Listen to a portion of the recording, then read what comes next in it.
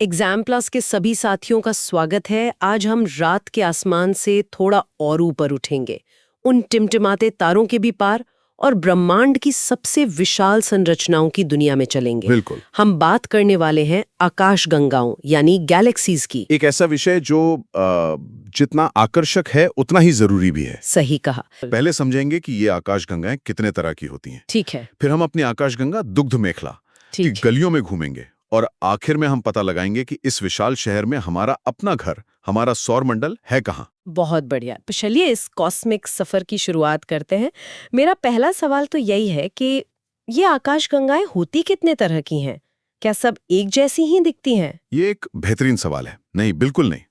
जैसे हमारे शहर अलग अलग डिजाइन के होते हैं, वैसी आकाश गंगाएं भी होती हैं। मुख्य तौर पर खगोलविदों ने इन्हें इनकी बनावट के आधार पर 3 परिवारों में बांटा है। 3 प्रकार, ओके।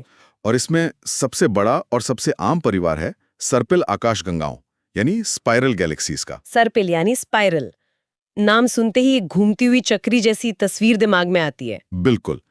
आप कल्पना कीजिए एक चपटी तश्तरी की जो घूम रही है। इसका बीच का हिस्सा, जिसे बल्ज कहते हैं, वो थोड़ा मोटा और चमकदार होता है। बल्ज। जी। और उससे किसी तूफान की तरह घुमावदार भुजाएं बाहर की ओर निकल रही होती हैं। अच्छा। और सबसे चौंकाने वाला आंकड़ा यह है कि ब्रह्मांड में हमें जितनी भी आकाशगंगाएं दिखती हैं, उनमें से लगभग 80% इसी प्रकार की हैं। 80%? ये तो बहुत ज्यादा है। ऐसा क्यों है? मतलब कोई खास वजह है कि ज्यादातर आकाश गंगाएं इसी आकार में हैं? इसकी एक बहुत दिलचस्प वजह है। ये जो घुमावदार भुजाएं हैं, ये कोई खाली डिजाइन नहीं है। ये असल में ब्रह्मांड की स्टार फैक्ट्री हैं। Star factory? हाँ, इन्हीं भुजाओं के अंदर गैस और धूल के बादल गुरुत्वाकर्षण से सिकुड़ते हैं और लाखों करोड़ों नए तारे जन्म लेते हैं। इसीलिए ये इतने सक्रिय दिखती हैं। तो जहां भी सर्पिल आकाशगंगा दिखे, समझ लीजिए वहां तारों के बनने का काम जोरों पर है। वाह, यानी ये ब्रह्मांड के सबसे युवा और ऊर्जावान शहर है। तो 80% तो ये हो गई, बाकी 20% का क्या? वहां कहानी बिल्कुल अलग है। दूसरे प्रकार की आकाशगंगा है दीर्घवृत्ताकार आकाशगंगा, मतलब इलिप्टिकल गैलेक्सी। इसका नाम थोड़ा मुश्किल लग रहा है। हाँ, पर इसकी बनावट सबसे सरल है। इसमें कोई घुमावदार भुजाएं नहीं, कोई डिजाइन नहीं। ये बस एक चिकने अंडाकार प्रकाश के पुंज जैसी दिखती हैं। ब्रह्मांड की लगभग 17% आकाशगंगाएं ऐसी ही हैं। तो अगर सर्पिल आकाशगंगा एक व्यस्त शहर है, तो ये कैसी होगी? इसे आप एक शांत और पुराना शहर समझिए, एक तरह का रिटायरमेंट होम। Retirement home? जी। इन आकाशगंगाओं में गैस और धूल लगभग खत्म हो चुकी होती है, इसलिए नए तारे बनने की प्रक्रिया भी करीब करीब बंद हो जाती है। इनमें ज्यादातर पुराने बूढ़े तारे होते हैं। अच्छा, तो दोनों में ये एक बड़ा अंतर है, एक युवा और दूसरी परिपक्व। बिल्कुल।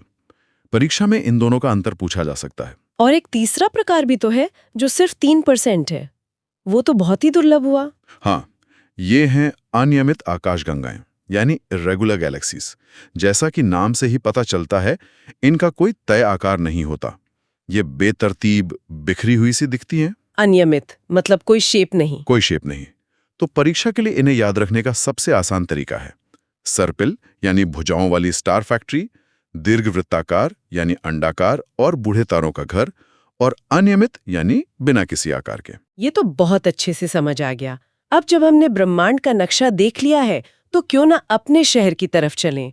हमारी अपनी आकाशगंगा, दुग्ध मेखला या मिल्की वे, ये किस परिवार का हिस्सा है?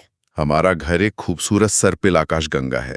ये जानना ही अपने आप में एक महत्वपूर्ण तथ्य है। अच्छा, तो हम भी एक सर्पिल गैलेक्सी में हैं? जी, और इसकी 3 मुख्य घुमावदार भुजाएं हैं। हम इन्हीं में से एक में रहते हैं। और इसके आकार के बारे में तो जो आंकड़े हैं वो दिमाग घुमा देते हैं।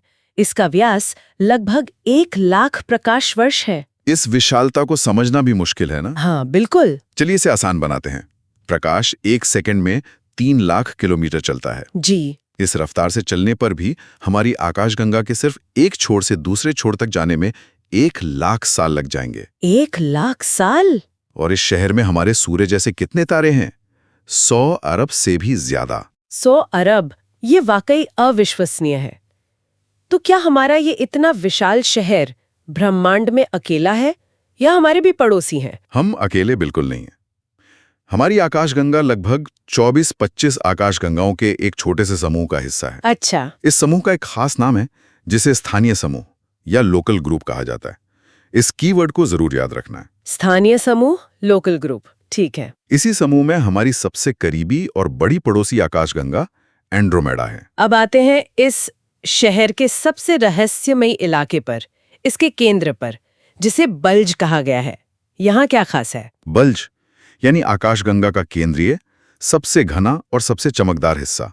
और यहाँ बात वाकई दिलचस्प हो जाती है। बताइए। इस बल्ज के बिल्कुल दिल में, इसके केंद्र में एक दैत्य बैठा है, एक super massive black hole. Super massive black hole, ये सुनने में ही खतरनाक लगता है। और ये है भी। इसका गुरुत्वाकर्षण इतना ज्यादा शक्तिशाली है कि ये अपने पास आने वाली हर चीज को, यहां तक कि प्रकाश को भी हमेशा के लिए निगल लेता है। मतलब प्रकाश भी इससे बच नहीं सकता? कुछ भी नहीं। ये हमारी पूरी आकाशगंगा का एंकर है, जिसके चारों ओर अरबों तारे परिक्रमा कर रहे हैं। तो क्या इसी शक्तिशाली गुरुत्वाकर्षण की वजह से केंद्र के पास तारों की भीड़ भी ज्यादा होती है? बिल्कुल सही पकड़ा आपने। हाँ। इसी ब्लैक होल की जबरदस्त पकड़ के कारण बल्ज के इलाके में तारों का घनत्व, मतलब उनका जमाव, हजारों गुना ज्यादा होता है। हजारों गुना? हाँ, वहां तारे एक दूसरे के इतने करीब होते हैं कि अगर हम वहां होते तो रात का आसमान हजारों सूरज की रोशनी से जगमगा रहा होता। ये सुनकर तो रोंगटे खड़े हो जाते हैं। तो सवाल यह है कि इस विशाल और खतरनाक शहर में हम कहाँ हैं? क्या हम उस जगमगाते हुए केंद्र के पास हैं? किस्मत से नहीं। अगर हम केंद्र के पास होते तो शायद जीवन पनप ही नहीं पाता। अच्छा। हमारा सौरमंडल, जिसमें हमारी पृथ्वी और सूर्य हैं, आकाशगंगा की दूसरी भुजा के हिस्सा हैं। हम केंद्र के शोर शराबे से एक सुरक्षित और शांत दूरी पर हैं। मतलब हम शहर के एक बाहरी इलाके में रहते हैं। बिल्कुल। और हम रुके हुए नहीं हैं। हमारा पूरा सौरमंडल 220 किलोमीटर प्रति सेकंड की रफ्तार से इस ब्लैक होल के चारों तरफ चक्कर लगा रहा है। यानी हम एक घूमती हुई आकाशगंगा के अंदर खुद भी घूम रहे हैं। ये तो कमाल है। तो अगर हम दूसरी भुजा में हैं, तो तीसरी और सबसे बाहरी भुजा में क्या हो रहा है? ये एक और महत्वपूर्ण बिंदु है जहां से प्रश्न बन सकता है। आकाशगंगा की जो तीसरी यानी सबसे बाहरी भुजा है, वो असल में इस शहर की नर्सरी है। नर्सरी? जी। यहीं पर गैस और धूल के सबसे घने बादल हैं और लगातार नए नए तारे पैदा हो रहे हैं। क्या बात है। ये तो आकाशगंगा के भीतर एक पूरा जीवन चक्र जैसा हो गया। हाँ, आप कह सकती हैं। मतलब केंद्र में सुपरमैसिव ब्लैक होल और पुराने तारे, बीच की भुजा में हम जैसे स्थिर तारे, और सबसे बाहरी भुजा में नए तारों का जन्म। जी, आप इसे ऐसे समझ सकते हैं कि आकाशगंगा का एक पूरा इकोसिस्टम है। केंद्र यानी बल्ज वो शहर का डाउनटाउन है। बहुत भीड़-भाड़, बहुत ऊर्जा। और वहां सुपरमैसिव ब्लैक होल का राज है। सही। फिर दूसरी भुजा जहां हम हैं, वो एक शांत आवासीय क्षेत्र है, जीवन के लिए एकदम सही जगह। और तीसरी भुजा वो अंडर कंस्ट्रक्शन इलाका है, शहर की नर्सरी, जहां भविष्य के सितारे बन रहे हैं। ये क्रम याद रहेगा तो परीक्षा में कोई सवाल गलत नहीं होगा। ये तो बहुत ही सरल और स्पष्ट हो गया। तो चलिए परीक्षा से पहले एक बार सभी मुख्य बातों को फटाफट दोहरा लेते हैं। जरूर। सबसे पहले आकाशगंगा के 3 मुख्य प्रकार हैं। सर्पिल, जो 80% है और नए तारे बनाती हैं। दीर्घवृत्ताकार, जो 17% हैं और पुराने तारों का घर हैं। और अनियमित, जो सिर्फ 3% है और बिना आकार की हैं। एकदम सही। हमारी अपनी आकाशगंगा दुग्ध मेखला एक सर्पिल आकाशगंगा है। हाँ, और इसका व्यास लगभग 1 लाख प्रकाश वर्ष है। इसके केंद्र को बल्ज कहते हैं और उस बल्ज के दिल में एक सुपर मैसिव ब्लैक होल है। जी। हमारा सौर मंडल आकाशगंगा की दूसरी भुजा में है, केंद्र से एक सुरक्षित दूरी पर। और सबसे जरूरी, नए तारों का जन्म तीसरी यानी सबसे बाहरी भुजा में होता है, जो आकाशगंगा की नर्सरी है। बिल्कुल सही। और 2 कीवर्ड्स को कभी मत भूलिएगा, स्थानीय समूह जो हमारी आकाशगंगा का पड़ोस है, और बल्ज जो इसका केंद्र है। तो आज हमने ब्रह्मांड के एक छोटे से लेकिन हमारे अपने हिस्से को समझा। ये तथ्य सिर्फ परीक्षा के नंबर नहीं है, बल्कि ये हमें हमारे अस्तित्व की विशालता का एहसास भी कराते हैं। सही कहा। अपनी तैयारी पर इसी तरह विश्वास रखिए। जिस तरह तारे आकाशगंगा के नियमों का पालन करते हुए घूमते हैं, उसी तरह आप भी अगर अनुशासन और मेहनत से अपनी तैयारी की परिक्रमा पूरी करेंगे तो मंजिल तक जरूर पहुंचेंगे। हम कुछ बहुत ही महत्वपूर्ण बहुविकल्पीय प्रश्नों के माध्यम से इस विषय को समझेंगे। ये प्रश्न सभी प्रतियोगी परीक्षाओं के लिए काफी महत्वपूर्ण साबित हो सकते हैं। तो चलिए शुरू करते हैं। बिल्कुल। तो प्रश्न संख्या 1, आकाशगंगा क्या है? विकल्प है ए, ग्रहों का समूह, बी, तारों, गैस और धूल का विशाल समूह, सी, केवल गैस का समूह, डी, केवल तारों का समूह। तो इसका सही उत्तर है विकल्प बी, तारों, गैस और धूल का विशाल समूह। व्याख्या देखिए, आकाशगंगा को अक्सर सिर्फ तारों का समूह समझ लिया जाता है, पर यह पूरी कहानी नहीं है। इसमें करोड़ों अरबों तारे तो हैं ही, पर उनके साथ साथ बहुत सारी गैस, धूल और एक रहस्यमयी चीज जिसे हम डार्क मैटर कहते हैं, वो भी होती है। अच्छा, तो ये सब मिलके एक आकाशगंगा बनाते हैं? जी हाँ, और हमारी आकाशगंगा, जिसे हम दुग्ध मेखला कहते हैं, वो भी बिल्कुल ऐसी ही एक संरचना है। ठीक है, अब आते हैं अगले प्रश्न पर। प्रश्न संख्या 2, संरचना के आधार पर आकाशगंगा के कितने मुख्य प्रकार हैं? ए 2, बी 3, सी 4, डी 5। इसका सही उत्तर है विकल्प बी, 3। व्याख्या मोटे तौर पर देखें तो आकाशगंगाएं 3 तरह की होती हैं। 3 तरह की? हाँ, पहली है सर्पिल यानी स्पाइरल, जो किसी चक्री की तरह दिखती है। दूसरी है दीर्घवृत्ताकार या इलिप्टिकल, जो अंडे जैसी गोल होती है। और तीसरी है अनियमित यानी इर्रेगुलर, जिनका कोई तय आकार नहीं होता। दिलचस्प है। अब सबसे जरूरी सवाल, प्रश्न संख्या 4, जी। हमारी आकाशगंगा दुग्ध मेखला मिल्की वे का आकार कैसा है?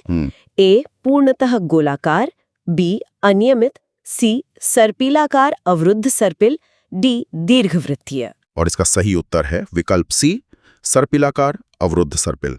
व्याख्या हमारी दुग्ध मेखला एक सर्पिल आकाशगंगा तो है, पर एक खास तरह की। इसे बार्ड स्पाइरल कहते हैं। बार्ड स्पाइरल, इसका क्या मतलब हुआ? इसका मतलब है कि इसके केंद्र में तारों की एक सीधी पट्टी या बार है और सर्पिल भुजाएं उस बार के सिरों से निकलती हैं। अच्छा, ये तो बहुत ही खास बात है। चलिए इसी केंद्र की बात करते हैं। प्रश्न संख्या 5, आकाशगंगा के केंद्र में स्थित बल्ज के बारे में क्या सत्य है?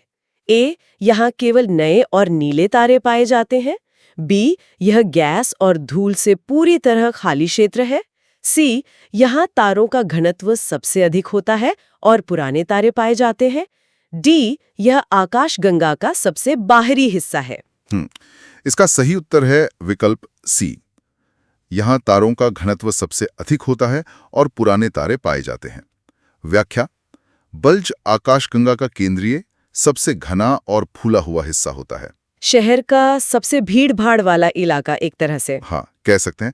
यहाँ तारे एक दूसरे के बहुत पास होते हैं और ज्यादातर पुराने यानी लाल या पीले रंग के तारे ही मिलते हैं। ठीक है, अब जब हम केंद्र को समझ गए हैं तो ये जानते हैं कि हम कहाँ हैं। प्रश्न संख्या 6, हमारा सौरमंडल दुग्ध मेखला की किस भुजा में स्थित है?